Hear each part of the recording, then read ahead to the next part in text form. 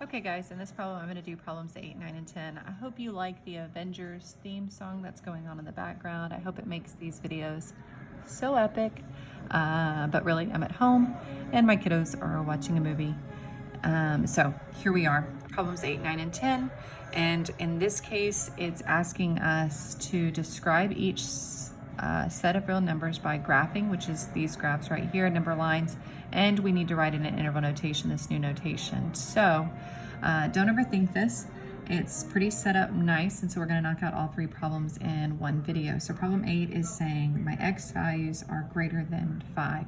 So remember, in interval notation, we're looking for a range of numbers that will make this true. So 6 would make this true, 7 would make it true, 8 would make it true, 1,000,000 would make it true, and so forth. So all we really care is how does this compare to the value of 5? And so if I say I'm looking for the numbers greater than 5, well then it would be all the numbers to the right of 5.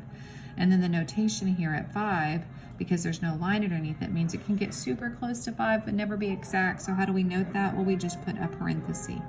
Parentheses go with greater than or less than, and brackets go with less than or equal to, or greater than or equal to. And so here we have our number line and our shading. Now how do we write that in interval notation? Well, interval notation is just pretty much interpreting that. We read it from left to right, like we read domain.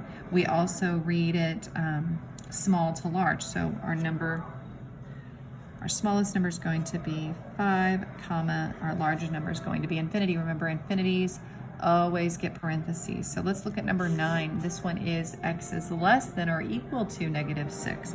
So again, just write your number -6, and all the numbers less than would be to the left of it. And in this case, we get a bracket. Why? Because of the less than or equal to. The equal to part gives us the bracket.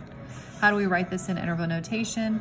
We read it from left to right, and so we hit a negative infinity first, and that's smaller than -6. So we have negative infinity, always putting a parenthesis around infinity, comma, -6, and then we use our bracket.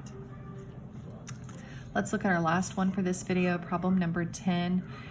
Some of you get really even flustered with the fractions being in interval notation, but notice there's no like solving here. It's already solved for you. It's saying it needs all the values greater than -3/7. So again, don't overthink it, just put -3/7.